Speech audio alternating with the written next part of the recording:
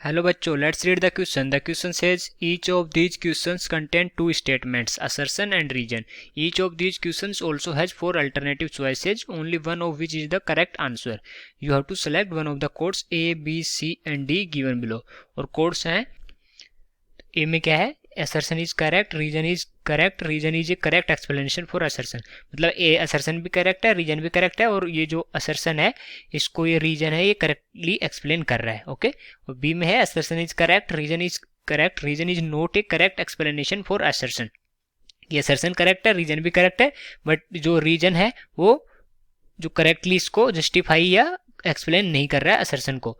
और सी है assertion is correct, reason is incorrect, और डी है assertion is incorrect, reason is correct. Okay, तो असर्शन का स्टेटमेंट क्या है, वो है the mass and volume of a substance are the extensive property and are proportional to each other. और reason में क्या गिवन है, A ratio of mass of a sample to its volume is an intensive property. तो first time बोला कि मास and volume क्या होती है, एक्सटेंसिव प्रॉपर्टी, और जो ratio of mass and volume होता है जो कि डेंसिटी होता है वो होता है इंटेंसिव प्रॉपर्टी. ओके, तो देखते हैं इनमें से कौन कौन से सही हैं और कौन सा रीजन इसको करेक्टली एक्सप्लेन कर रहा है या नहीं. तो सबसे पहले लिखेंगे इसको की कॉन्सेप्ट, सबसे पहले लिखेंगे इसका की कॉन्सेप्ट. ओके, और की कॉन्सेप्ट क्या हो जाएगा, extensive and intensive property, intensive properties.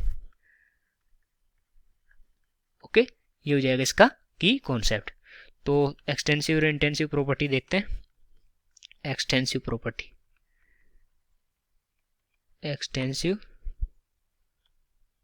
Property means the ones which depends upon the mass or amount of the substance,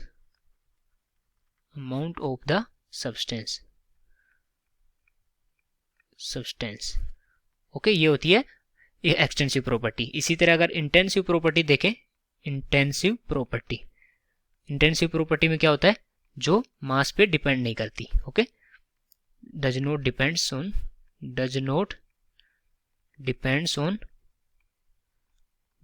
on मास, वो होती है intensive property. Like temperature, pressure, ये होती है इंटेंसिव प्रॉपर्टी. ओके, और एक चीज होती है जो रेशियो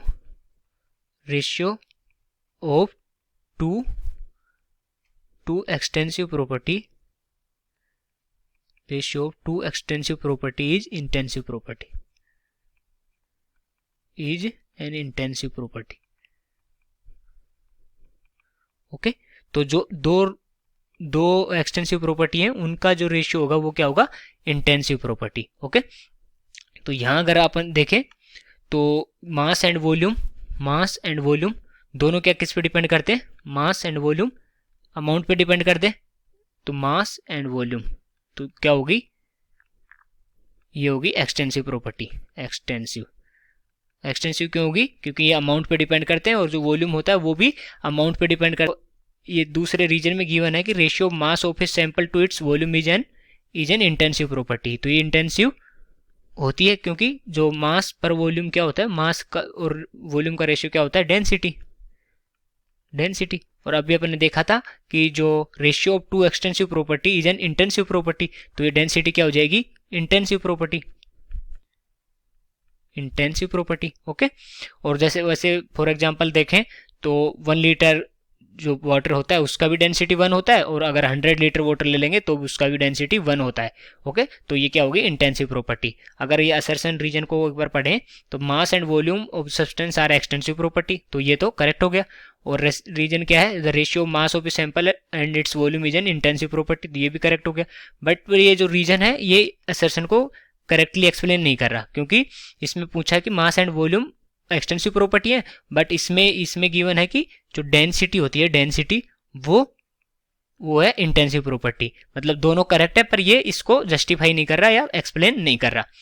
तो बी ऑप्शन जो है अपना उसमें गिवन है assertion is correct, reason is correct, reason is not a correct explanation for assertion, तो अपना बी करेक्ट हो जाएगा इसमें। So I hope you understood it well, best of luck.